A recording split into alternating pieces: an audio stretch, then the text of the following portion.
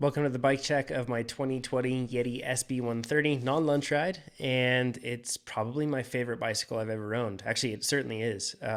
It's overall the best bike I've ever had. It's just a blast. It's super capable, tons of fun, and I have it set up in a kind of a cool, unique way. So we'll get into that here today, and we'll talk through all the different things that I have with this bike. So clearly it is a Yeti SB130, and you can see the ride wrap frame kit. It's a clear decal protective kit that's designed for the bike. They're based out of Whistler, super cool company, and they make great protective kits for these frames. And this is the TURQ frame, so it has a higher modulus carbon, means it's lighter. Doesn't mean it behaves necessarily any differently than the sea level stuff, but extra light, which is always nice. And I ride a medium. I'm 5'10", about 145 to 150 pounds, so a light rider. But I prefer the medium, even though I'm on the line. So like the smaller chassis feel. Switch Infinity design on this one. It's great as in all iterations, but this bike just is incredibly efficient, but still playful, but still can take big hits and stay composed under that sort of pressure. I never got along with the Fox DPX2 shock on this thing, so I switched it out for this Rockshox Monarch Super Deluxe. I just couldn't get the tuning right. I felt like I was outside of the bell curve on that one, but I love the mid-stroke support I get with this Super Deluxe. It's such a good shock. I think it's fantastic. I lost a bit of adjustment potential, but with this one here, it's just great. Check down below for the air pressure settings and clickers that I use on this one, but absolutely love this shock, and it pairs really well with the Switch Infinity design. If you're a lighter rider, check it out. Okay, Rockshox Lyrik up front, and I chose that just because I had a choice between that and the 36. Chose to try something different. I love this fork. Tons of mid-stroke support. I'm running 4 volume spacers in it, a ton of volume spacers, but it's perfect for me. I love it. Lost a bit of adjustment once again compared to a 36, but I really like it, and I also really like the black. So vanity, I admit, definitely plays a role there. But love that stuff. Running the SRAM XX1 Axis drivetrain, and you can see that derailleur. It's been on my SB150 beforehand, and so it has some battle scars. It's perfect. I've never once had a misshift. It's so good. I'm not running the 52 tooth. I might put that on here, but for now, the 50 tooth is just fine. It must have rainbow, though. This is important. So I'm running a 34 tooth, and you can see the clearance is pretty tight on this one, but I like the bigger chainring. I think it helps the suspension be a little bit more firm underfoot when you're pedaling, but I could be totally wrong there. Gearing does affect suspension kinematics a bit. One up drivetrain and bash guard, chain guide and bash guard, and a 4 eyes power meter. And actually on this bike, it's installed on the drive side because it doesn't fit on the non-drive. So it's pretty cool. You can send your crankset to 4 eyes and they'll install the power meter on there. So that's what you see there. Kind of unique to have it on the drive side. Works really well. That's Bluetooth and AM+, super cool. Prologo Dimension 143 saddle. This is the Tirox one, so tie rails instead of carbon, because about this bike, it's less about weight, more about durability for me. And I'm still running a normal Rockshox reverb. I just haven't sprung for the crazy cost of that Axis reverb. Someday maybe, but this Seatpost is working fine 3 years later. So 55 mil ENVE, 35, it's the M7 stem, so it's got the bigger clamp, 35 mil for the bars. I tried a 35 length, and I like the 55 a little bit better. And then the M7, I think it's a 20 mil rise bar cut to 760. I'm going to go to the flatter bar, the lower rise. I think it'll be a better fit. And then here, what I have is the ODI, I believe the Elite Pro grip, and I have the waffling cut off underneath to give me a little bit better feel and less disconnection.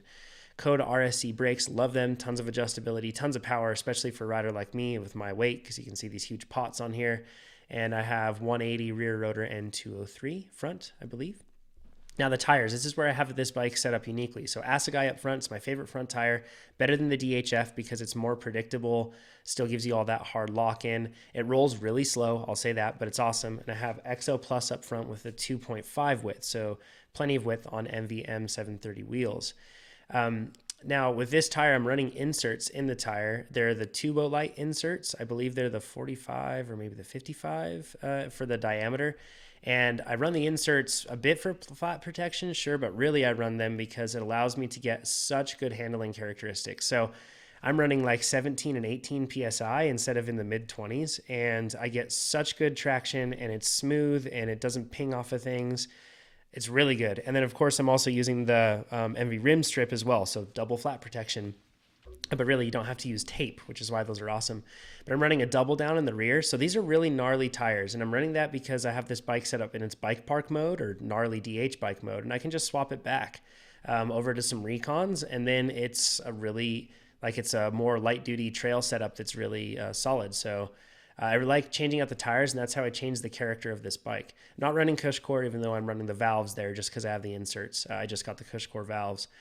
And yeah, those ENVE M730 wheels, I actually did an entire run on a flat on Boondocks at North Star, at EWS North Star, with a rear flat, and I just rode down the thing anyway, and the rim is absolutely without blemish. That's pretty impressive. So I know a lot of people say carbon rims are fragile, and maybe they are, for maybe I just don't ride hard enough. I don't know, but it's pretty sweet. So love those wheels. They're incredibly good. And they have i9 Hydra hubs.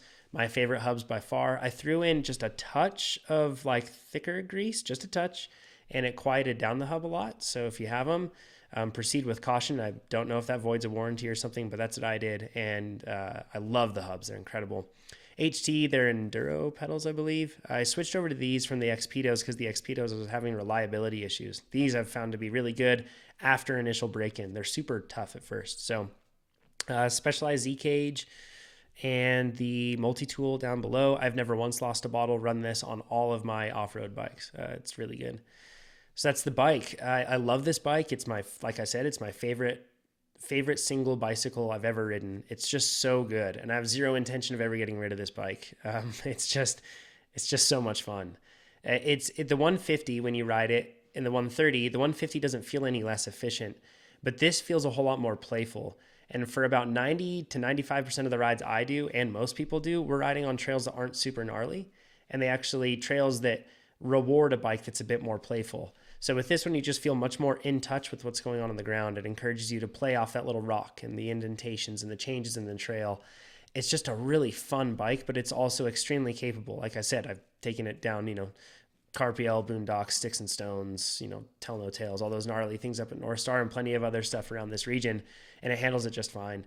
But then I can take it on normal trails, and it's still fun. So it's my absolute favorite bike. I just love this thing. As a disclaimer, I am a Yeti Cycles ambassador, but everything else on this bike, I've paid for, and it's not sponsored, anything else like that. So, and even if I wasn't sponsored by Yeti, I have zero question about which bike I would own. I love this thing so much. So hope that helps everybody. If you have any questions on setup and everything else, just check down below. I'll have everything there, or follow me on Instagram, LeeJonathan_, and just ask me some questions there. Feel free to do so. Happy to help with that.